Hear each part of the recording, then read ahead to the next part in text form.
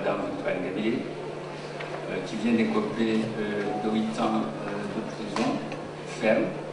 Et je voudrais vous remercier pour votre présence à cette conférence de presse. Nous avons convié à cette conférence de presse justement pour faire un commentaire sur le procès, sur son déroulement et sur le verdict qui vient de tomber après 2 ans. Madame Ingabire était accusée de 3 chefs d'accusation, dont 2 ont été retenus. Mais je passerai en revue chacun des chefs d'accusation avec un commentaire du parti. Le premier chef d'accusation, c'était le terroriste. Madame Victoire Ingabire était accusée d'avoir créé une organisation militaire appelée FDU-CDF.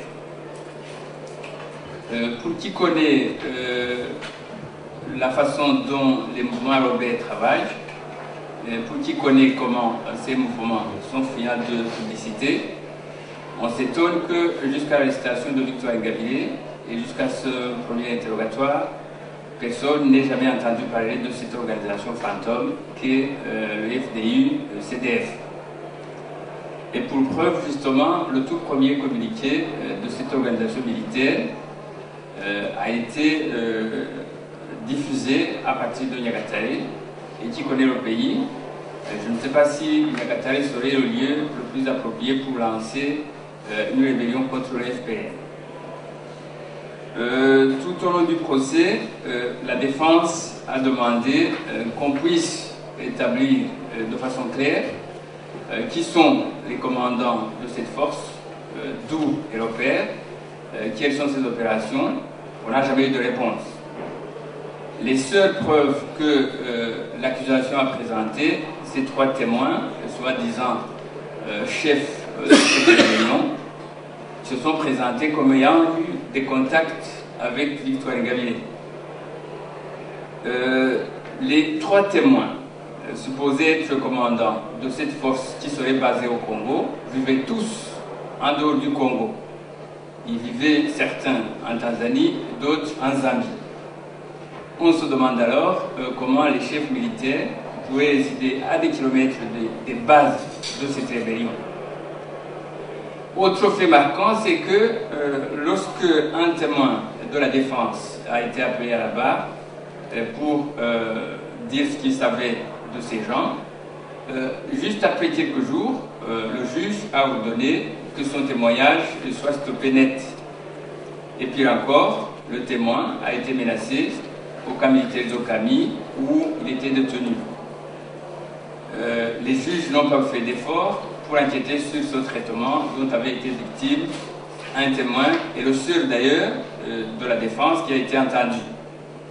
Et curieusement, ce chef d'accusation a été retenu contre Victoire Ingabire. Le deuxième chef d'accusation, c'est celui d'idéologie du génocide. C'est une loi, pour ceux qui ne le savent pas, c'est une loi qui est décriée non seulement par l'opposition rwandaise, dont nous faisons partie, mais aussi par les organisations de défense des droits de l'homme.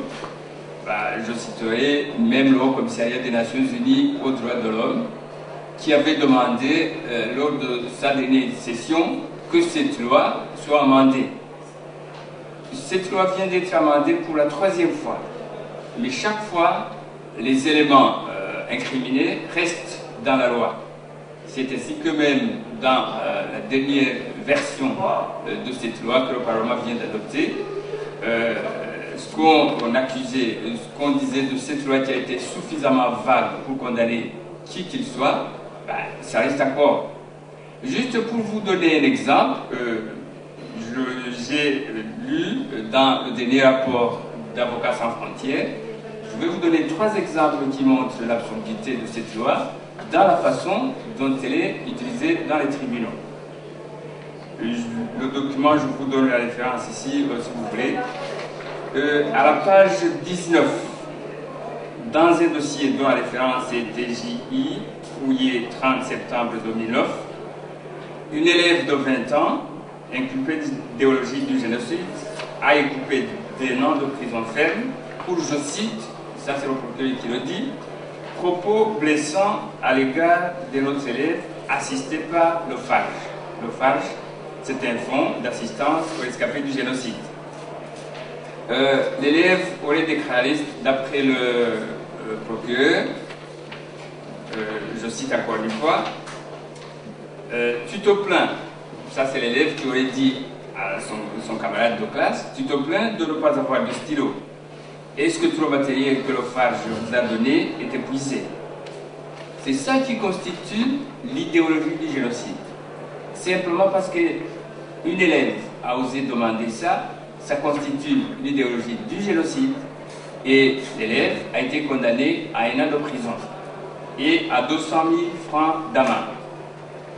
Deuxième exemple, je lis encore ce rapport d'Avocats sans frontières à la page 21, dossier 37, TGI, Mohanga du 22 février 2010. Dans son réquisitoire, le procureur demande 2 ans de prison ferme pour idéologie, encore une fois, du génocide contre un paysan qui aurait déclaré qu'il aimait la France. Voilà, ça c'est l'idéologie du génocide. À la question de savoir pourquoi, si on n'avait pas le droit de dire qu'on aimait la France, le procureur a répondu au cours des audiences qu'on ne peut pas dire qu'on aimait la France alors qu'on sait pertinemment que la France est contre le Rwanda. Ça aussi, c'est un crime d'idéologie du génocide. En tant que parti, nous ne voyons pas en quoi ça constitue même un crime d'aimer la France.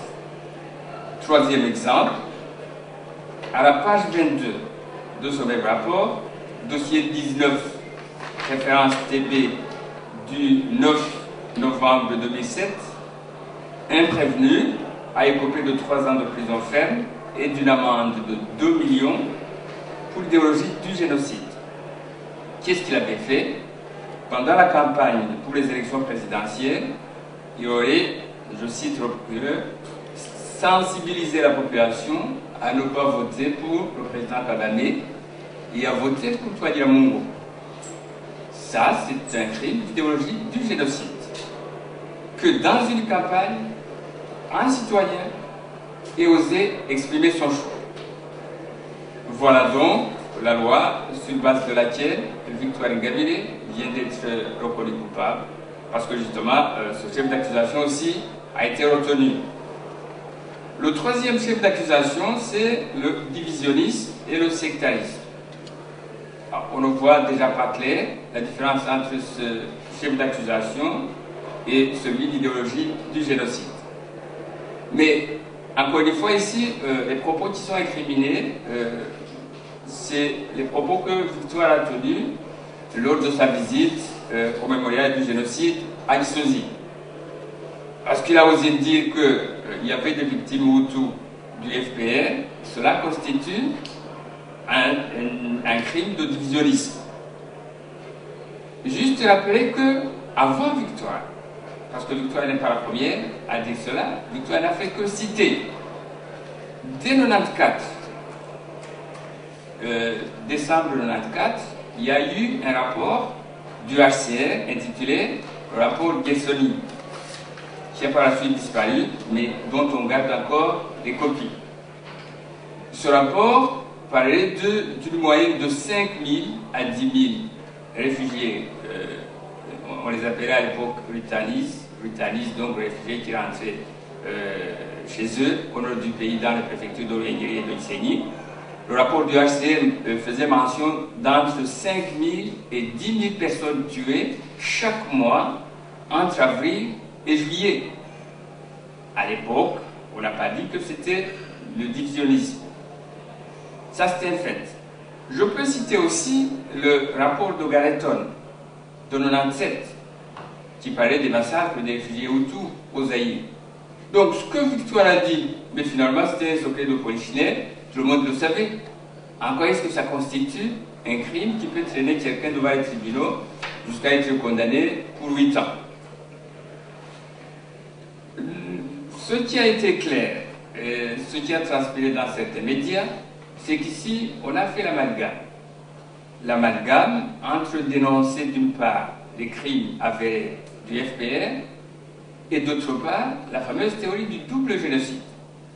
Lorsqu'on dénonce les crimes du FPR, on est taxé d'idéologie du génocide ou de tenant de la thèse du double génocide. Ce que nous, en tant que parti politique de l'opposition, on a du mal à accepter parce que c'est de l'intimidation. Au cours des audiences, nous avons remarqué, nous avons relevé les anomalies suivantes. Il y a eu d'abord une claire collision entre les juges et le ministère public. Ce qui montre que, en fait, toutes les parties, normalement, qui sont supposées être au même pied d'égalité, n'étaient pas au même pied d'égalité.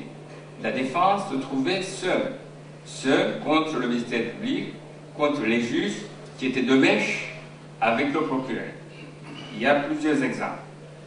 On a constaté aussi la fabrication de pièces à conviction. Il y a les fameux mails prétendument envoyés par Victoire à Vital. On a constaté, on a prouvé que c'était des faux. Et d'ailleurs, le ministère public a fini par reconnaître qu'il y avait effectivement des faux, mais au lieu de les retirer, il a dit qu'il y en avait d'autres. Mais ça n'empêche pas qu'il y avait de faux.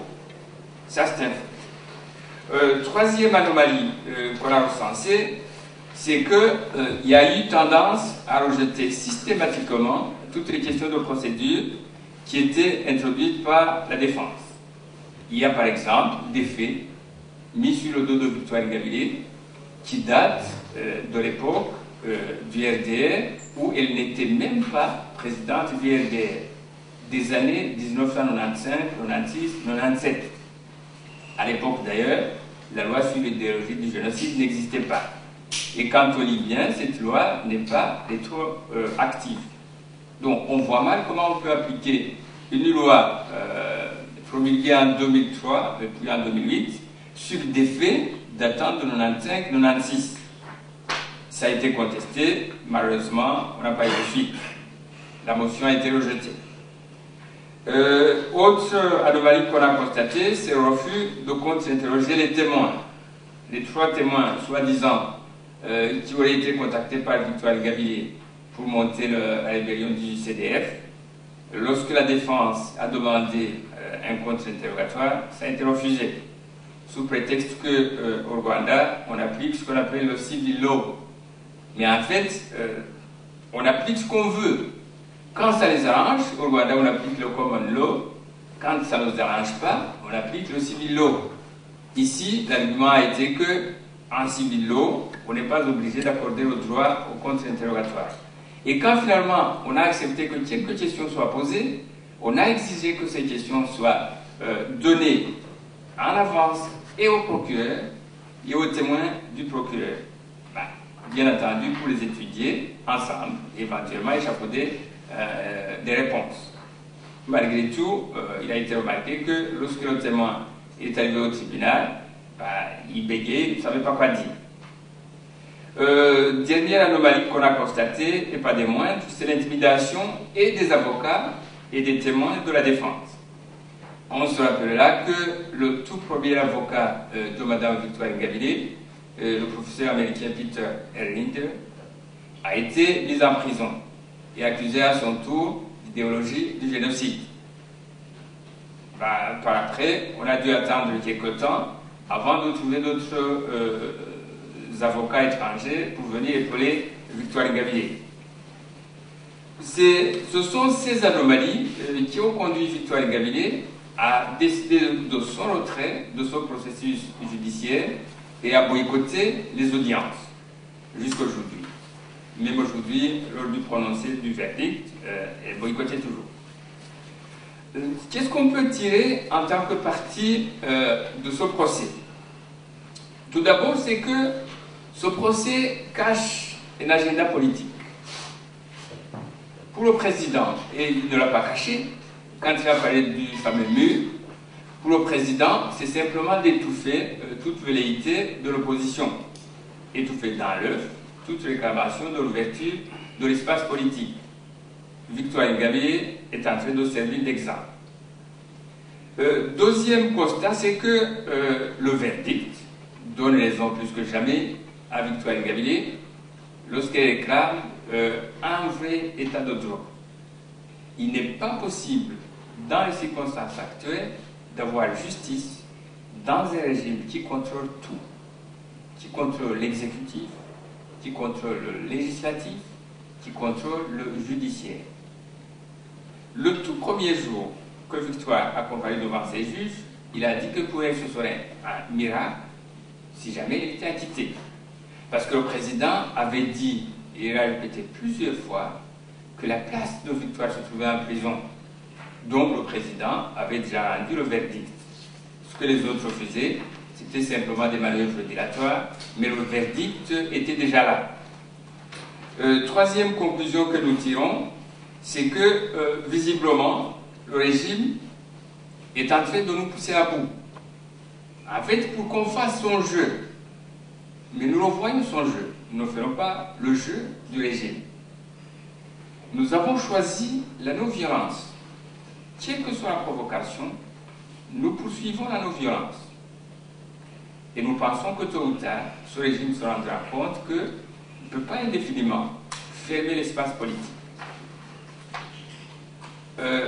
Avant-dernière conclusion, nous regrettons, et ça je le dis haut et fort, que la voix de la communauté internationale ait été insuffisamment audible que pour influencer le régime. Au début du procès, certains amis du Rwanda disaient qu'on ne pouvait pas tirer les conclusions des procès qui n'ont pas encore abouti. Mais nous, on avait déjà tiré la sonnette d'alarme en montrant qu'il n'était pas possible d'avoir un procès équitable. Je pense que le verdict d'aujourd'hui nous donne raison, et je pense que la communauté internationale, qui exprimait encore certaines réserves sur les critiques qu'on faisait à propos de ce régime, je pense que cette communauté internationale est bien servie. Et je pense que les ambassadeurs, les représentants des missions diplomatiques qui étaient au tribunal aujourd'hui ont eu la primeur, ne diront plus qu'ils n'ont rien vu. Et le dernier point, c'est que malgré tout, nous gardons espoir et nous exprimons, nous avons totale confiance au leadership de Mme Victoire Ingabire, que nous estimons toujours innocente. Bon, si jamais vous avez des questions, vous pouvez les poser. Vous pouvez les poser à moi et à l'ensemble du comité de coordination qui est ici. Chef-secrétaire du journal La Ligne Congrès de Belgique, Mme Victoire Ingabire a fait déjà 2 ans en prison. Autrement dit, elle ne sort que dans 6 ans. Première question. Deuxième question, est-il pensable qu'il y ait une grâce présidentielle d'ici là? Et la toute dernière question, est-ce un calcul politique pour qu'elle ne sorte qu'au-delà des prochains scrutins présidentiels dans votre pays? Merci. Bon, je vais essayer de répondre à vos questions, ô combien pertinentes. Alors, je commence par la question concernant la grâce présidentielle possible.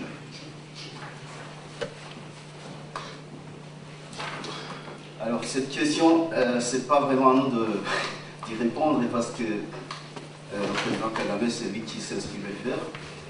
Tout simplement, nous, ce que nous pouvons lui dire, lui répéter, c'est que Mme Victoire Ingabire ne mérite pas la prison. Elle est rentrée au Rwanda pour proposer une voie pacifique pour un partage du pouvoir, pour un changement démocratique.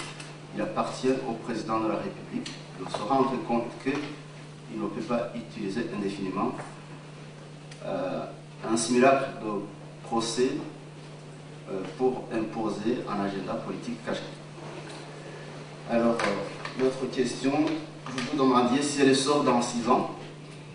Nous pensons qu'en théorie, comme elle a été condamnée à 8 ans, qu'elle vient de passer 2 ans, normalement elle devrait sortir dans 6 ans. Mais bon, dans ce pays, comme vous le savez, la loi elle est interprétée au bon vouloir du régime. Donc, je ne sais pas exactement ce qu'eux, ils entendent par condamnation de 8 ans, s'ils retirent 2 ans ou s'ils vont les ajouter. On ne sait pas ça donc. Ah oui, est-ce que ça en calcul? C'est possible. Mais bon, de nouveau, nous, on n'est pas dans leur tête. Les juges qui ont reçu probablement les ordres du pouvoir, qui ont décidé de lui imposer cet emprisonnement de 8 ans, peut-être qu'ils se disent qu'il ne pourra pas affronter le président Kagame, que peut-être ça sera la fin de son mandat, et qu'après, un autre candidat du régime puisse prétendre à la magistrature suprême, et comme ça pour l'éliminer politiquement, si je puisse dire. Dans tous les cas, que ce soit leur calcul ou pas, la lutte démocratique continuera. Madame Victoire Ingabire en prison ou en dehors de la prison, elle fera la politique et nous serons derrière elle pour la soutenir. Et comme ce procès étant faux, les motifs qui sont derrière son politique, c'est par la pression politique que nous allons la faire libérer.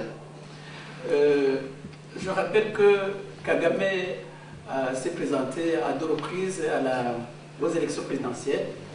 Et au cours de ces 2 mandats, il n'a jamais gracié personne. Donc, ça m'étonnerait que ça arrive à un Ngabire qui est la véritable challenge contre Kagame.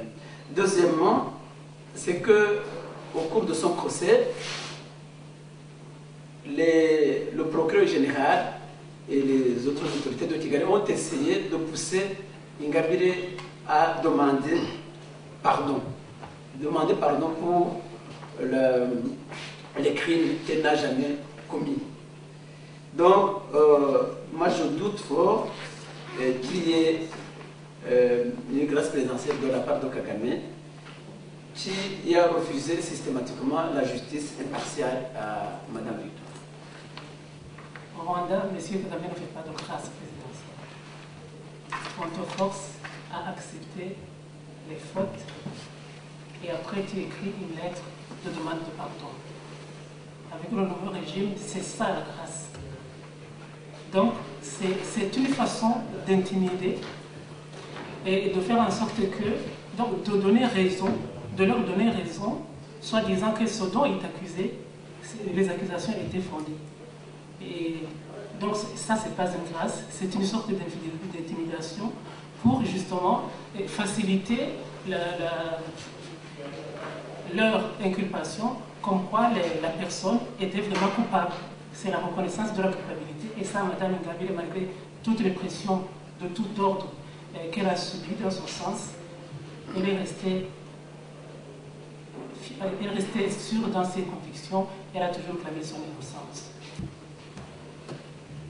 Elle est reconnue coupable parce qu'elle a osé dire que, quand elle était au mémorial du génocide, qu'il y a une partie de la population qui a été massacrée, mais qui n'est pas reconnue. Et que ceux qui ont perdu les leurs, on ne leur permet pas de faire leur deuil, comme l'autre partie le fait de façon officielle. Ici, je voudrais revenir sur le fait que, donc, à part les rapports Gersony et d'autres qui ont été faits par des experts, pendant cette même période, juste après l'attentat qui a coûté la vie à l'ancien président rwandais, ces rapports identifient les massacres qui ont eu lieu au même moment où ces autres reconnus avaient lieu. Je ne sais pas si ici, les journalistes qui ont ici ont pu visionner un documentaire, Chronique du génocide annoncé. C'est un document qui a été préparé par un documentaliste canadien, Ivan Patrick, qui est décédé quelques temps après la sortie du documentaire. Donc c'est lui qui était l'initiateur de ce documentaire. Et dans ce documentaire, il y a plusieurs parties, dont une partie qui a été censurée depuis 16 ans. Et cette partie, puisque lui a analysé le problème par rapport au massacre qui a été commis par les militaires de l'ancien régime, du président décédé, mais aussi il a fait donc des reportages sur les massacres commis par le FPR en même temps, depuis 1994. Donc pendant les 3 mois fatidiques et par la suite. Ce documentaire avait été censuré depuis 16 ans, mais on a pu le refaire. le ressortir du frigo, le retravailler et l'actualiser par rapport aux méthodes modernes de télédiffusion. Et dans ce documentaire, il y a des témoins clés de l'époque qui ont répertorié, qui ont été dans des villages, dans différents diocèses pour chercher des témoins. On voit comment les gens sont traités en prison. Il y a même un militaire de FPR qui témoigne, mais à visage caché, qui dit que pendant une semaine, on a tué plus de 5000 personnes et on les a brûlés dans le parc de la Kagera. C'est là que tout se faisait. Alors dites-moi, ce documentaire, j'ai travaillé dessus et c'est moi qui l'ai fait, qui l'ai actualisé. Donc, c'est quelque chose de réel.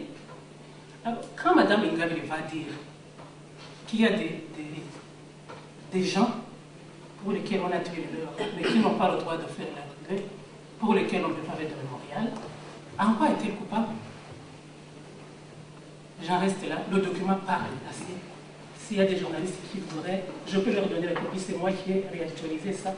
Et donc, c'est un procès injuste, c'est une parodie de justice.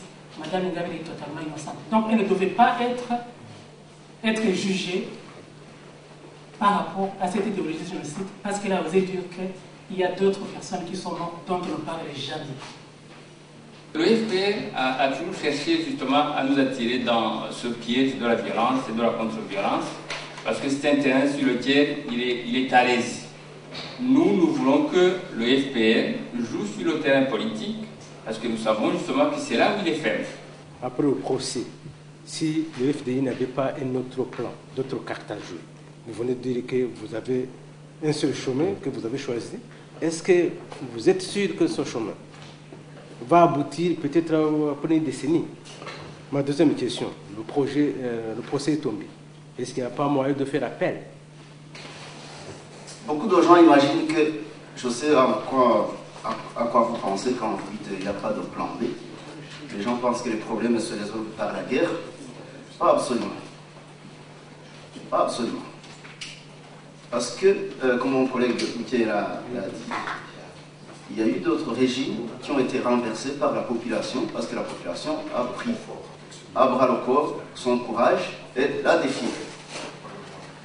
Si M. Kagame et son régime veulent le plus longtemps possible tenir en utilisant la violence, ils constateront qu'ils se trompent.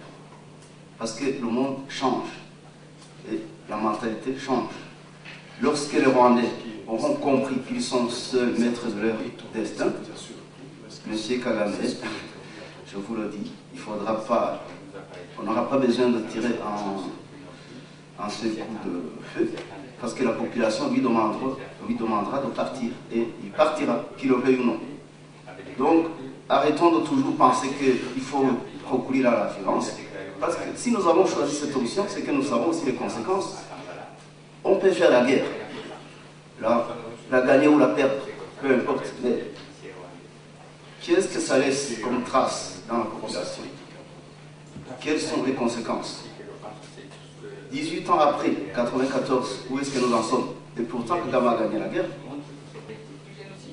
Vous voyez qu'il y a des personnalités importantes de ce régime qui commencent à prendre ses distances et qui fuient.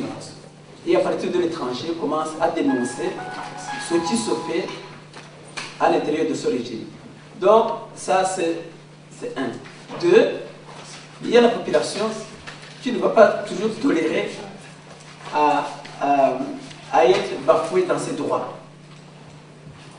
Tôt ou tard, et il y a des prémices, la population va se rebeller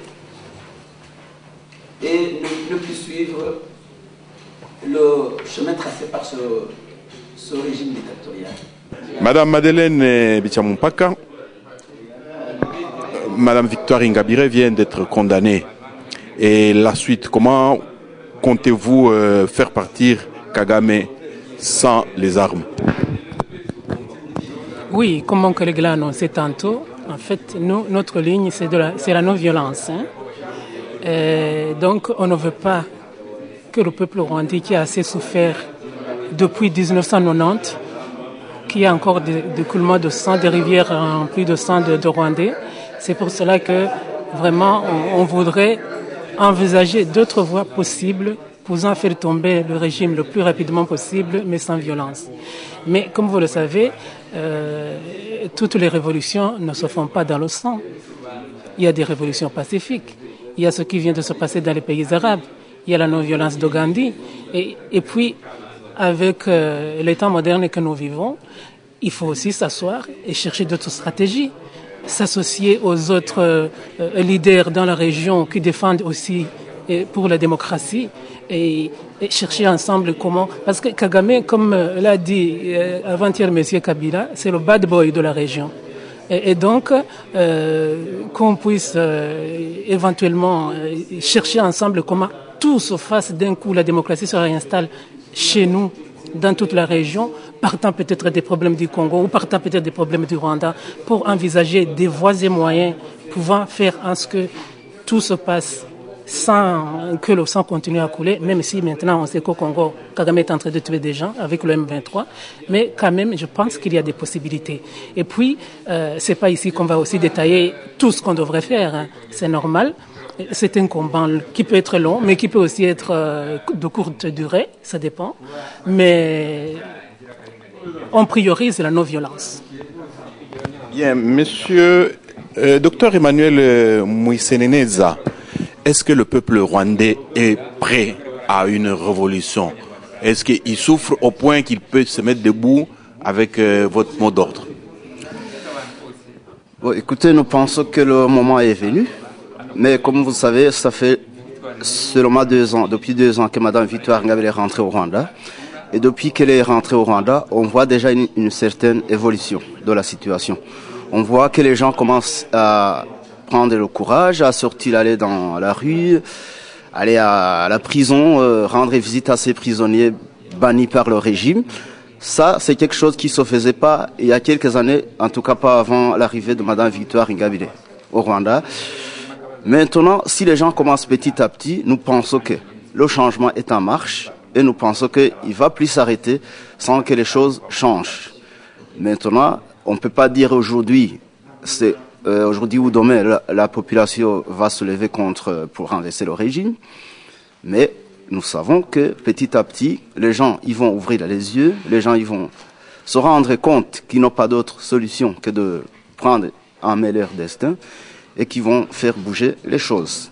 Je voudrais aussi ajouter quelque chose par rapport à ce que disait ma collègue. Nous avons proposé un projet politique pacifique au régime. En fait, c'est le régime qui doit l'accepter ou pas. Le régime, pour l'instant, il montre les dents, il montre qu'il ne veut pas l'accepter, mais en même temps, on voit quand même qu'il fléchit sur dans certains coins, et on voit qu'il est affaibli. Alors c'est pour ça que nous disons, il y a quand même des résultats, on ne va pas renoncer sitôt à une démarche qui porte des fruits. Nous pensons que ce n'est pas encore suffisant, comme nous l'avons déploré, la communauté internationale n'a pas encore pris toutes les mesures nécessaires pour contraindre ce régime à accepter d'engager un débat politique. Mais nous voyons quand même certains résultats et nous espérons qu'il finira par plier. Une petite chose que je pourrais ajouter à ce que mon collègue Mwiseneneza vient de dire, c'est qu'en fait, même si Mme Ingabire vient d'être condamnée injustement, elle va continuer à croupir en prison, mais elle a semé une semence que tous les Rwandais, silencieusement, portent tous dans leur cœur. Ce n'est pas parce qu'ils sont opprimés, ils ne peuvent pas s'exprimer, qui ne veulent pas le changement. C'est un régime terroriste, ils sont tous terrorisés, mais chaque chose a sa fin.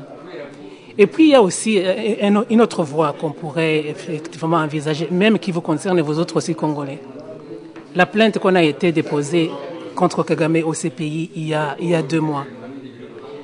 Il y a moyen aussi de se débarrasser de Kagame par voie judiciaire.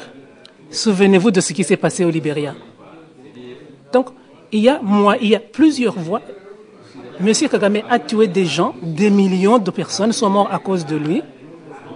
Une fois qu'il est rattrapé par la justice internationale, c'est tout son système qui sera attaqué. Donc, que ce soit une révolution innée qui commence à l'intérieur par les populations qui se disent « basta, nous en avons assez », que ce soit cette voie judiciaire, que ce soit une synergie entre les politiciens des pays où Kagame a fait des massacres, il y a plusieurs voies. Tout ça, ce sont des stratégies qu'il faut étudier et chercher comment les concrétiser. Mais, avant toute chose, vraiment notre priorité, c'est la non-violence.